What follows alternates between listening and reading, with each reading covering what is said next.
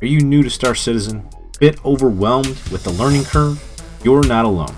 That's why I decided to make guides explaining tips and tricks to help new players, and maybe even some veterans, get around the verse. So here's my 10 tips to help new players in Star Citizen. So stick around until the end, and you'll get a free 11th tip that I'm sure that you'll absolutely love. Let's get it!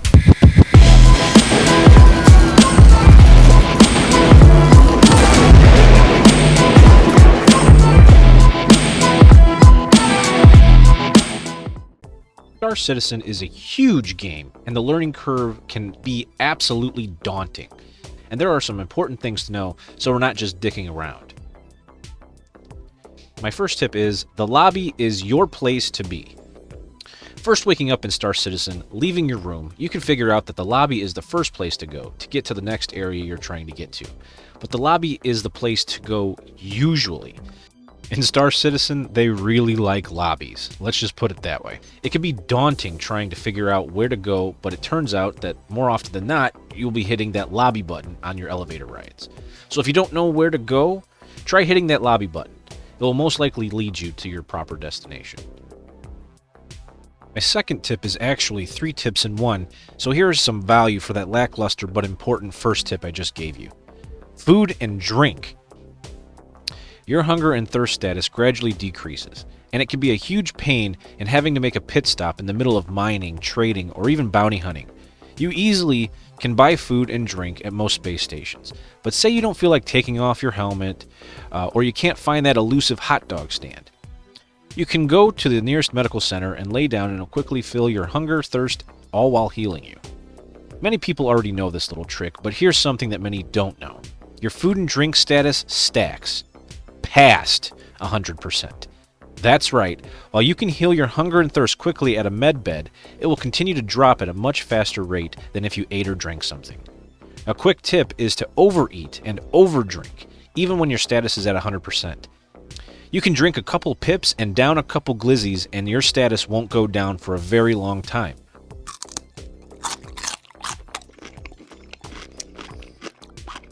And if you can't see your food and drink status, because it's not showing up in that bottom left corner, hold F and right click to see your status at the bottom left corner to know exactly where you stand on food and drink and more. My third tip is setting your respawn points. Star Citizen and Alpha, the main cities are prone to having a bit of frame rate issues. One of the first things you may want to do in the game is to set your respawn points to a space station. For beginners, you may want to stay clear of Orison when setting your home point, as there is approximately 70,000 meters your ship must fly up to get out of the thick atmosphere in order to quantum. Setting your respawn point at a spaceport helps with all that city respawning. There are terminals at medical facilities designed to set your respawn point to that location. So if you want to just log in without waiting for loading in textures and other things that are prevalent in cities, set your respawn points to a spaceport. My fourth tip is extremely important for first-time players as well as newer players. Don't waste your money buying armor, weapons, ammo, or gear in general.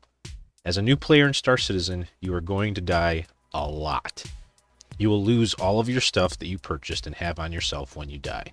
If you're going to go out and do space combat, just go with your spacesuit and helmet. Don't waste a large portion of the 20k AUEC on things that you will more than likely lose within the first hour or two of playing. If you plan on doing bounties or mercenary work, then buy armor. But if you're just getting the hang of playing the game in general, don't waste what little money you start with on things that you can find relatively easily in the game. Also, if you don't already own Star Citizen, use a referral code to get an extra 5,000 AUEC in the game to start with. I'll leave mine in the description below. The fifth tip is inventory management. The current inventory system is far from complete, but currently it's a bit awkward to say the least. Your local inventory is the inventory that you have on the planet or moon that you're currently on. Your personal inventory would be the inventory that your armor holds. You can apply filters to see your inventory to easily see things like weapons versus clothing or undersuits and armor. Your personal inventory would be the inventory that your armor holds. Each piece of armor can hold a certain amount of inventory individually. There's also ship inventories, backpack inventories, and even more. You can see things like missiles, cannot fit into your jacket pockets on your personal or your hip pockets, as it shows 22,500% not available space, basically. It takes a second to understand that your local inventory is the planet side inventory only, and is not on you as a character. Currently, there are no mass transfer buttons to move inventory from local inventory to backpacks or armor or planet side. So if you need to transfer items from one planet to another, you can place them on your ship. So you can transfer things onto your vehicle by getting onto the vehicle and then moving them from your local inventory to the vehicle inventory. So if you had things to move, you would have to move them one by one to your ship, and then you can take them from your ship and put them on the local inventory of the planet that you actually want them to be on. Your inventory that is on the planet is only accessible by you and is available to you when you enter an armistice zone on the planet or moon. It's a bit awkward, but once you get the general concept, it works. For now. Hey, if you like this content and you want to see more, please hit that like button. I also stream Mondays, Wednesdays, and Fridays, 3 p.m. to 7 p.m. Central Standard Time on twitch.tv/NovaPrototype. And if you haven't already subscribed to my channel for more Star Citizen news, gameplay, and guides, be sure to hit that subscribe button. Just give it a little tappy, tap, tap, tap-a-roo, and I'd greatly appreciate it. Speaking of inventory, my 6th tip is knickknacks. Knickknacks is a section of your Mobi-Glass that allows you to see where your inventory is located on what planet/moon. Forgot where you put your favorite armor set? Did you lose your favorite gun? Where did I leave those ship components? You can easily filter through which planet, moon, and city where your inventory is. Knickknacks is a very underrated tool for those that may be forgetful, so the next time you find yourself trying to remember buying a particular item, check out your knickknacks. 7th tip I have for you is your vehicle loadout manager. It can be found on the 2nd tab of your Mobi-Glass. You have the ability to customize your ship's loadouts for better performance. The most common components switched out in this patch are the quantum drives, weapons, missiles, and shield components. While you're able to switch out coolers and power plants, the differences are slight in the current build. As I said earlier with tip number 4, don't waste your early money on armor and weapons, as you will find upgrading your quantum drive to be one of the first things you may want to do in the game. To speed around Stanton without having to make pit stops to get from Area 18 to Microtech is a fantastic time saver. For starter ships that have a size 1 quantum drive, you can't go wrong with the Atlas drive, as it will allow you to get from any one location in Stanton to any other one location without any pit stops.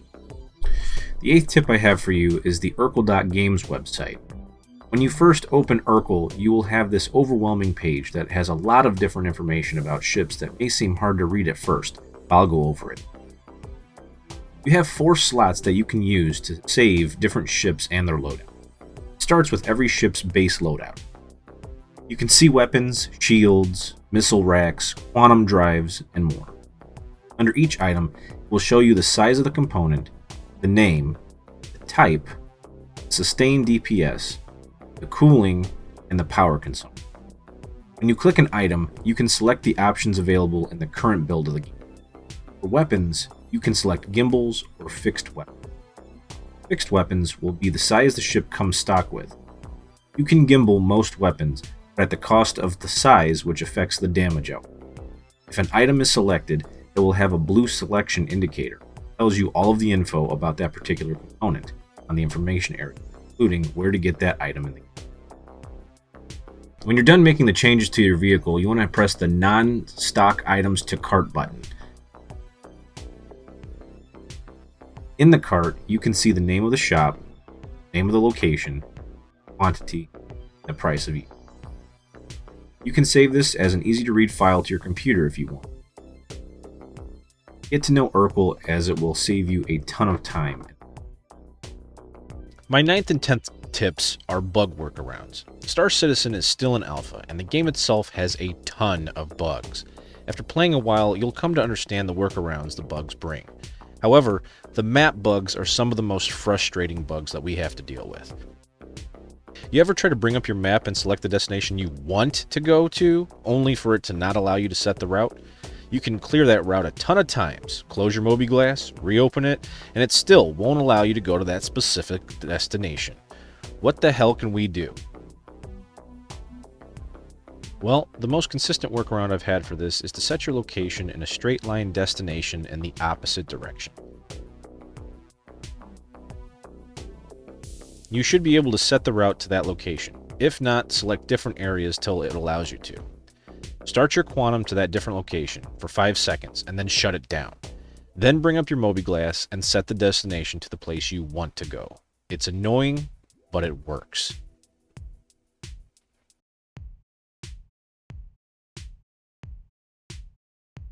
The 10th tip is the ship repair bug workaround. Quite frequently in this patch, when we land, the ships aren't allowing us to repair them. There are a couple of workarounds, some work better than others, and some are more tedious than others. When you land, if you can't repair or refuel, it seems like the servers are running a bit behind on recognizing things. So when you open your mobi-glass, if it doesn't show you can repair, close the mobi-glass and reopen it. If it still doesn't allow you to repair, you can get out of the seat and let someone else in the seat and let them attempt to repair. Sometimes this works and sometimes it doesn't. If it doesn't, have them get back out of the seat and attempt to do it again. Enough time has passed at this point that it should allow you to repair. If not, you will have to store the ship and retrieve it again to try again. This is frustrating, but it works. And if you're still watching, that means you're eagerly awaiting my 11th tip. The 11th tip that can't be ignored is you need to join an organization as soon as possible.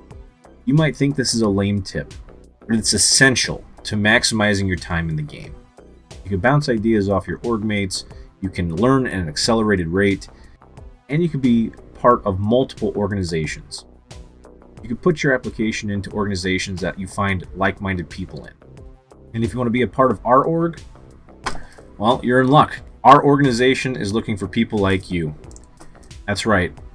If you want to be a part of our org, we're more than happy to accept new players, veteran players, players from all walks of life. We are looking to grow as a community. I love what we're building. We're looking for people eager to learn. We're looking for people eager to teach. So check out our org, Aspida T Consortium. I'll leave a link in the description or the Discord and the organization below. But be on the lookout for the next 10-tip video, as we're going to be doing quite a few of these, as there's a ton of things in Star Citizen that people need to know.